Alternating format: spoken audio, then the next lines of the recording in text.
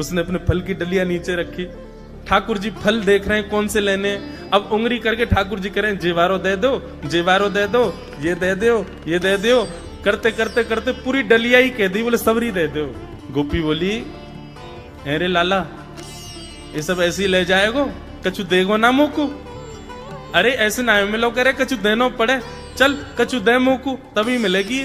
ठाकुर जी बोले तो फिर रो काहे क्यों रही है, मैं ऐसे थोड़ी लेके जाऊंगा, नंद बाबा को ला लाऊं, मेरी सभी संपत्ति है, मैं अपनी संपत्ति में से कछु हिस्सा तो दूंगा तब फल लेके जाऊंगा। अच्छा दियो कहा देगो संपत्ति में। तो जितने गेहूं ठाकुर जी भर के लाए, में से केवल एक बचो ठाकुर जी के हाथ में, और ठाकुर जी मुट्ठी खोल के वो एक गेहूं ले में, और बड़े संकोच वश कि अब एक ही बचो कहा करूं, ले जे है उस एक गेहूं के दाने को अपने हाथ में लेकर के कोमल से ठाकुर जी की उस मुखाकृति को देख करके वो फल बेचने वाली की तो सुध बुद्धि चली गई। ठाकुर जी बोली अरे नजर लगावेगी मुंह, चल जल्दी फल दे दे। बोले फल दे तो दूं, लेके कैसे जाओगे, 4 आम के बराबर के तो तुम स्वयं हो, एक आम के ऊपर एक ऐसे 4 खड़े कर दूं तो इतने बड़े तो तुम खुद ही हो, कैसे लेके जाओगे। ठाकुर जी बोले बड़ी चिंता। तभी गोपी ने की अच्छा आओ मैं दूं।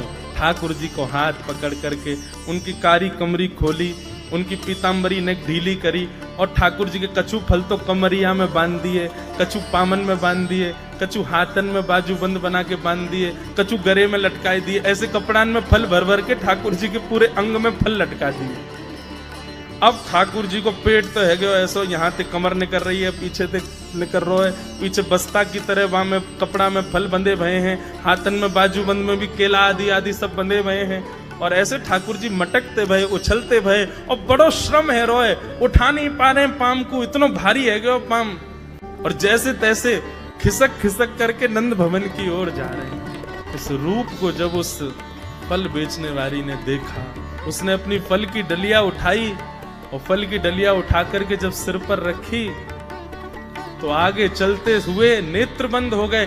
अब तो बस यही कहती जा रही है गोपाल ले लो, कृष्ण ले लो, माधव ले लो, मधुसूदन ले लो, गोविंद ले लो, नंद जी को